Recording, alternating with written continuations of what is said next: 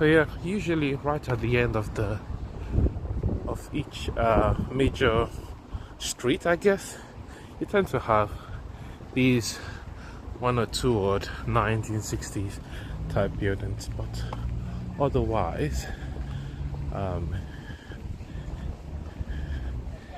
you still have the old type feel.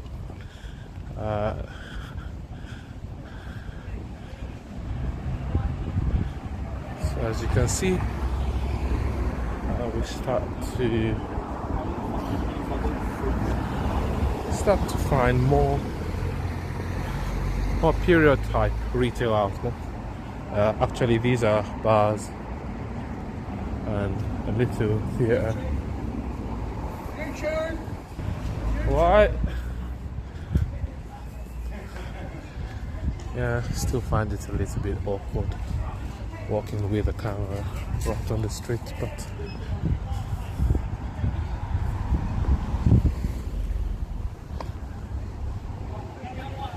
yeah, so this north entrance is going to lead us to an important place called the Kings Mile. And the Kings Mile is named after what it represents in history. We've got St. John's Hospital there, quite a nice little hospital. Yeah, so as I was saying, it will lead us through Kings Mile. Kings Mile was the path to which King Henry II processed through to the cathedral when he sought penance after the murder of Archbishop Thomas Becket somewhere in the 12th century. Yeah, should be the 12th century. Yeah, so you can see some half-timbered buildings. In the UK we call this the Tudor style. I think it's also called that in the Anglo nations, you know, such as the United States and Canada. But it is still a form of medieval architecture. Notice it's mostly found in places like Germany and some of France though. But yeah, the prominent style in the UK is the black and white, so where the wood beams are painted black and the walls are white. So yeah, as we make our way through this part of the city, as usual you find a lot of, you know, retail outlets, restaurants, barbing salons, little private owned businesses and shops.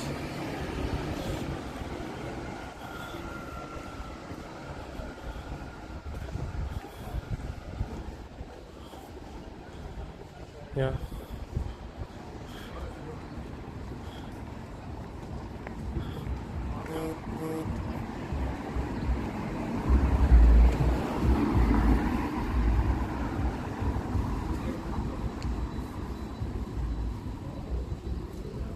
Yeah, so you still do have some old buildings. You can see some of the old emblems.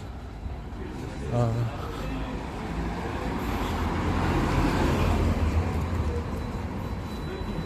think that's an institute.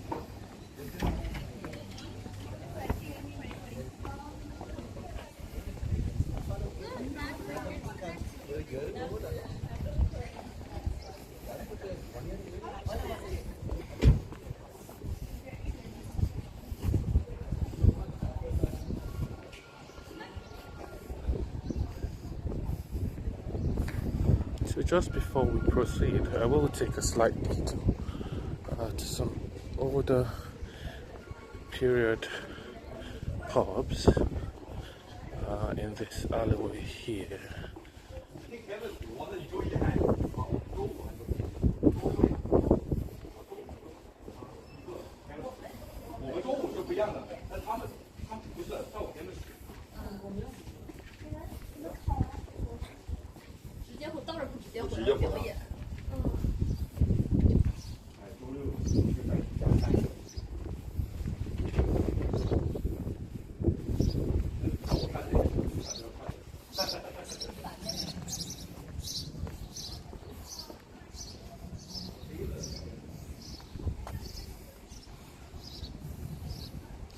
So this is a very old pub dating back to, you can see it was originally established in 1370. So we tend to have relatively older buildings around here. This place also has some links to Canterbury's newly found Roman heritage. So thanks to the wars, it was later discovered that there was an old city here, obviously before Canterbury existed, that was used by the Romans, and a lot of excavation actually justified that claim. So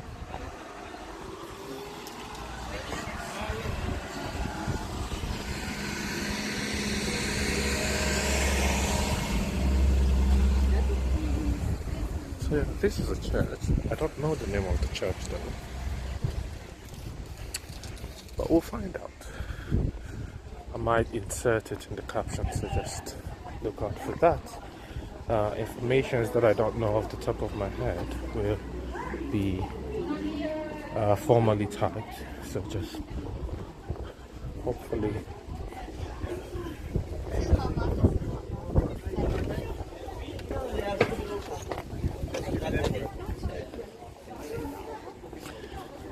so these are the perimeters of the cathedral and also King's School, Canterbury.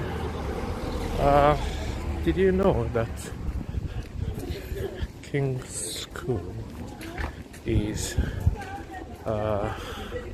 holds the record for the oldest secondary school in the world?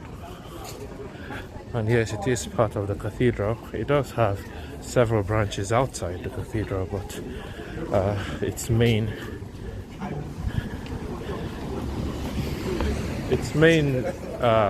site is within these walls.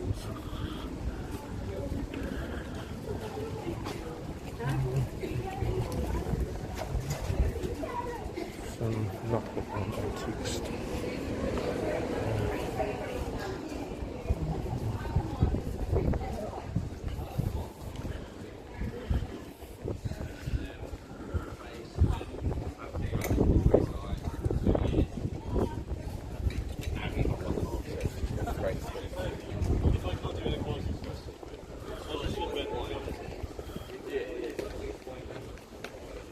So this is part of the entrance to the secondary school, primarily reserved for students. Here you have another important building in the city's landmark, the Crooked Building. It is quite old, and it's thought that it might have inspired Charles Dickens, because Dickens did actually stop at Canterbury on his way to Broadstairs, which was his favorite holiday retreat. So Canterbury indeed does have some significance to some of his books.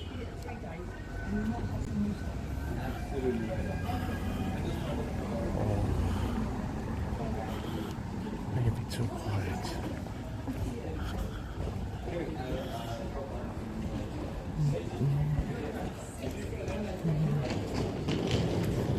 So yeah, so this is the Kings Mile. Again, it's not a mile long, just to put it out there, in case you're wondering, but again, it represents the path through which King Henry processed in sackcloth and, you know, mourning over the death of Thomas Becket. The procession ended right at the cathedral, you know, where he sought penance for his supposed crime of murdering an innocent person. Now remember that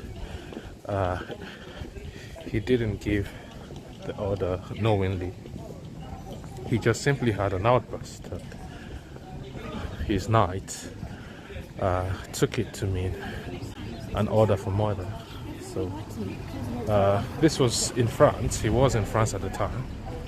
So they sailed, you know, through the English Channel to England and, you know, carried out what they thought was his order. That's another church, of which I've never seen open, I'm not gonna lie. So I doubt it's still in use. If it's in use, it might be for a different purpose other than a church.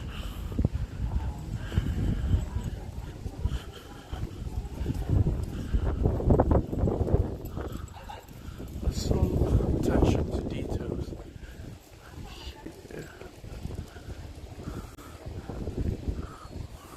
I do like these devilish carvings that I used to, you know, hold buildings intact. Not particularly sure why they had them there. I know it should have some religious connotations.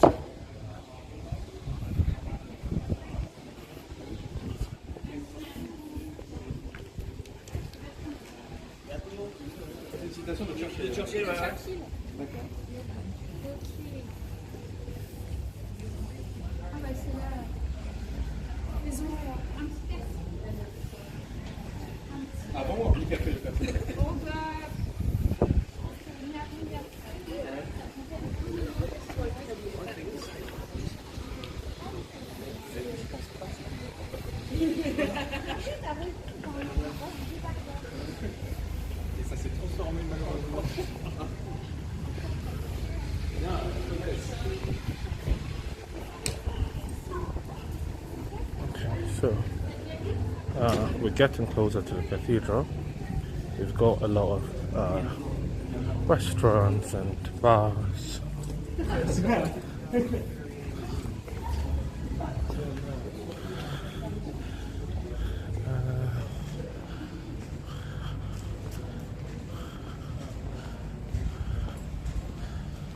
So you've got this building, the Sun Hotel, which was built in 1503.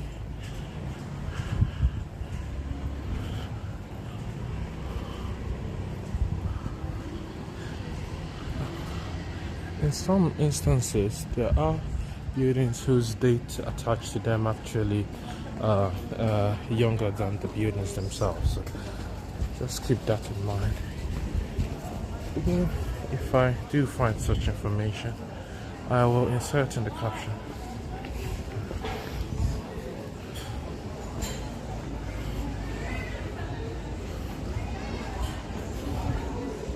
So this is the Cathedral Square.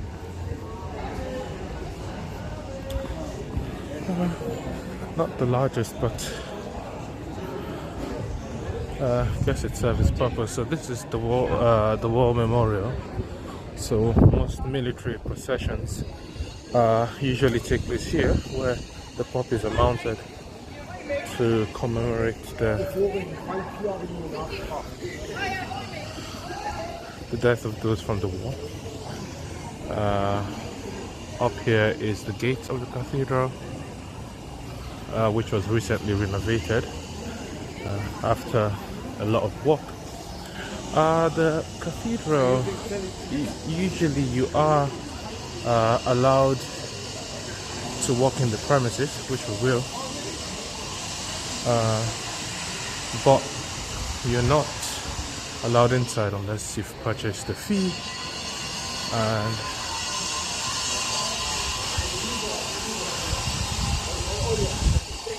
yeah, it used to be free for the residents, but it's no longer. So I will have a detailed tour of the cathedral. Please let me know if you would like to see in the comment section. But yeah, it is a mix of Norman and Gothic. So the side we are seeing currently is the Gothic section of the cathedral. The cathedral dates back as far as I think the 8th century, but the current iteration was in the 11th to 12th century. You can see there again the architecture of the side. So we will have a detail. Hello.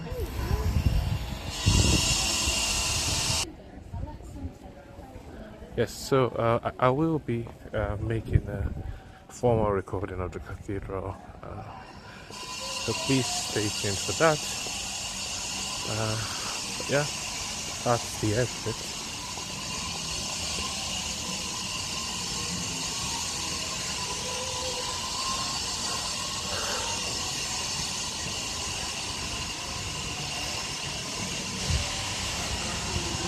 Now, I've always thought it will be nice, I think,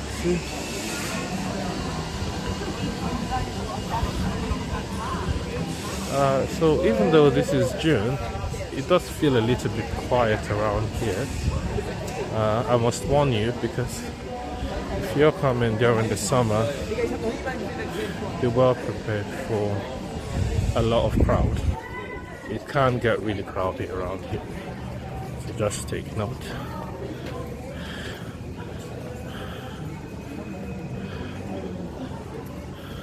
Also, according to the locals, a lot of retailers here are outrageously expensive for what they're worth, because you could get quite similar if you just walked out of the city, to more specific places.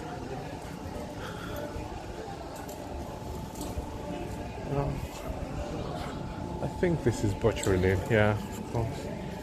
I don't know if you can see the streets there, but I quite like it from whatever angle,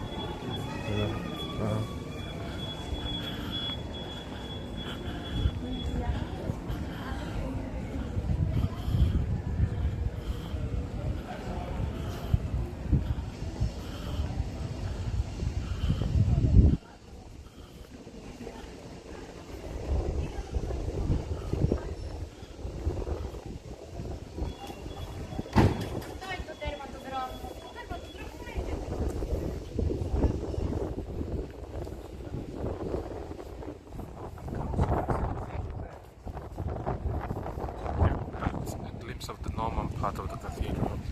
But like I said, we'll formally explore it.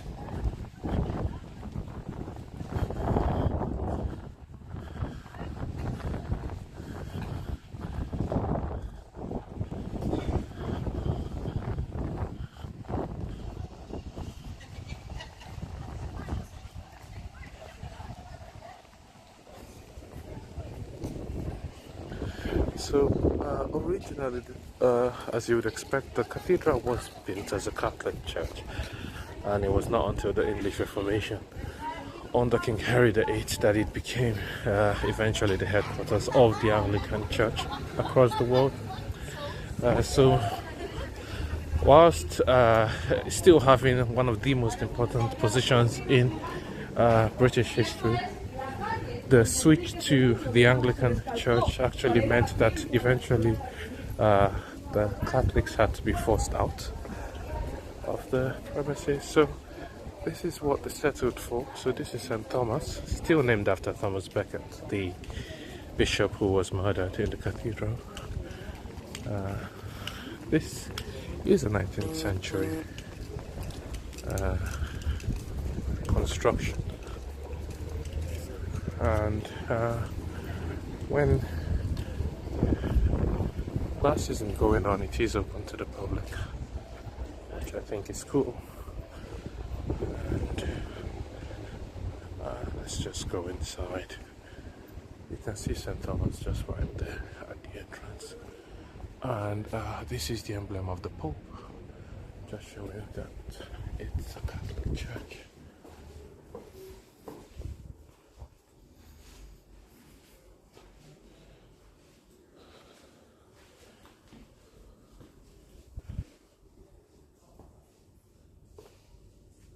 Again, it's a neo-Gothic style.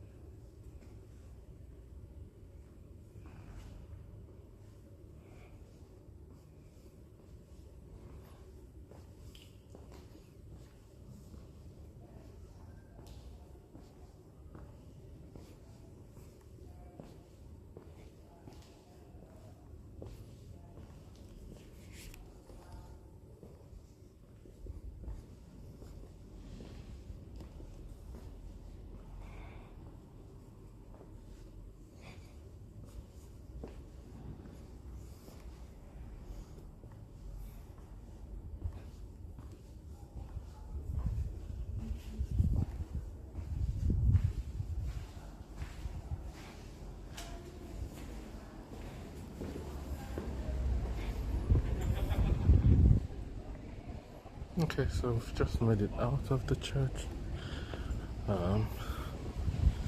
Again, it's still actively in use. A lot of Catholics around saying their prayers.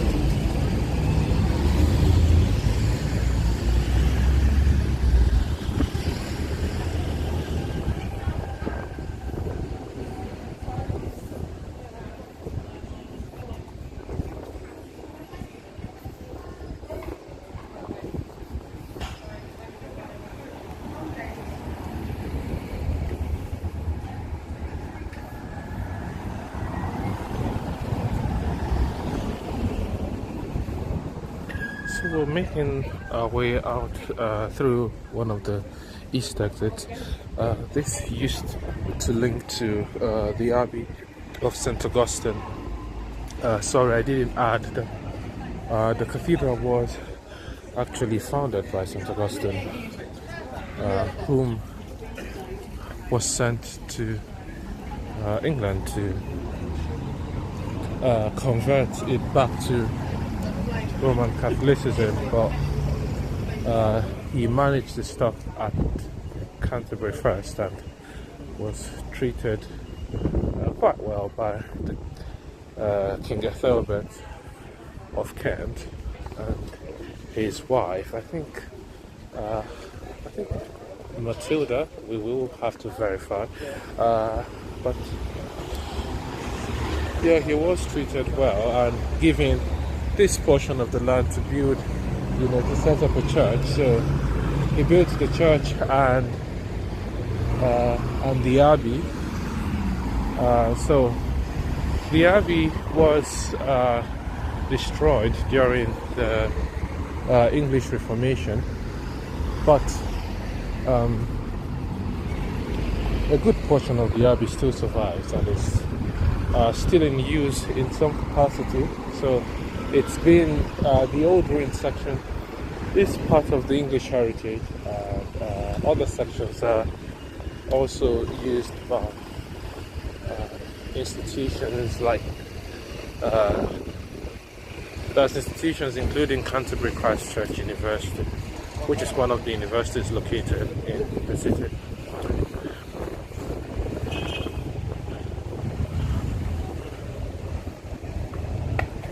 So you've still got this other church outside the city wall.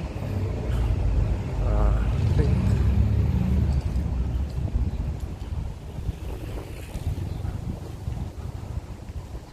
so. This is St. Paul's without the walls. Now, without in Old English actually was used to represent the word outside.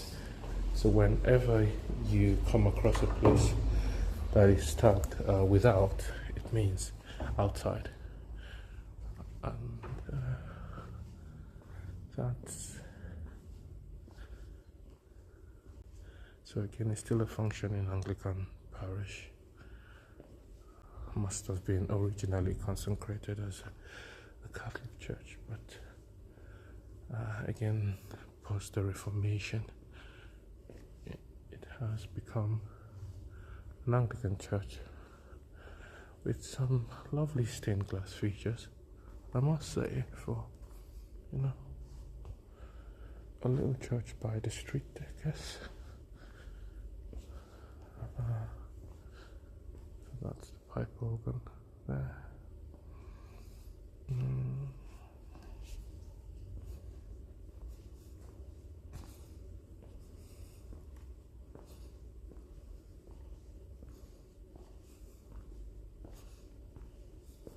A lot of these churches obviously rely on regular attendance and also donations.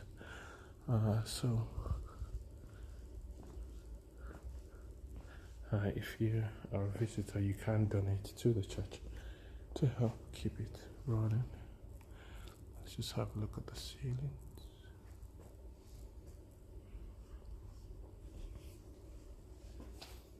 It's a lovely church.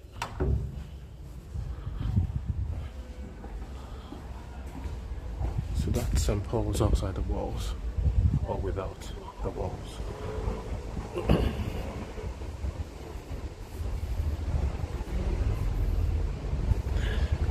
We will not have the time to go through the ruined Abbey today, so again, I will be posted that in either in a later video or in my other channel. So the link will be provided, so please stay tuned for when that is to come. And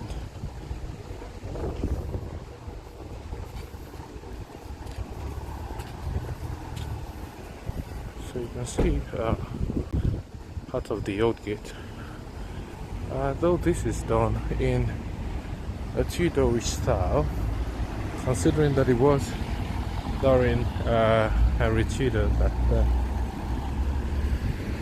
or during the Tudor dynasty that the Abbey ceased to exist. So it meant that the gates would likely have been built just shortly before the Abbey was abolished. Over 2,500 monasteries were abolished in the UK. Very few still survive until today. Most are in ruins. We may see some others, in subsequent videos, but at least some fragment of St. Augustine's Abbey still does remain, as we can see. So again, it's being put to use by other institutions where possible. Still also remains not just a landmark of the city, but also is listed as a UNESCO World Heritage Site as well. So it is of global significance to Anglicanism, or the Anglican Communion, to also Catholic history as well, because they are heavily intertwined with one another.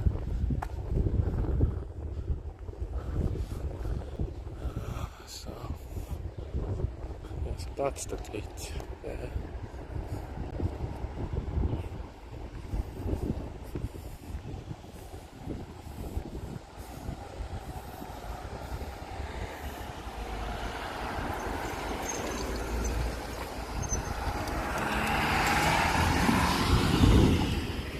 So right in front of the Abbey, you can see the cathedral.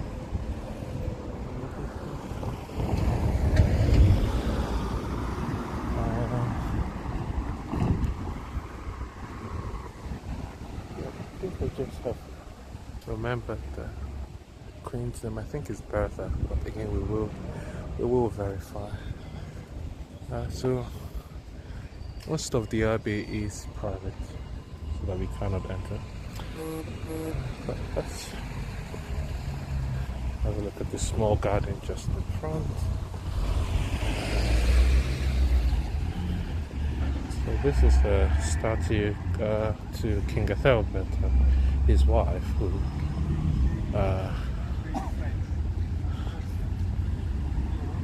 who brought Christianity. Bertha, yes, I was right. So that's Bertha, Queen of England, and that's an illustration of Ethelbert.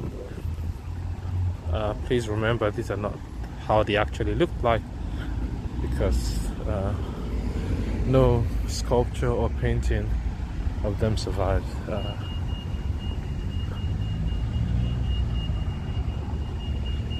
So it's more likely to have been a guesswork.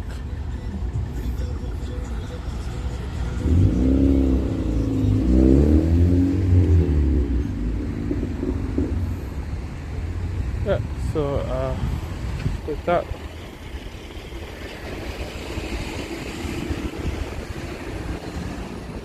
we've covered the main sections of the north entrance and to an exit of the city. I will still make other videos, so please stay tuned.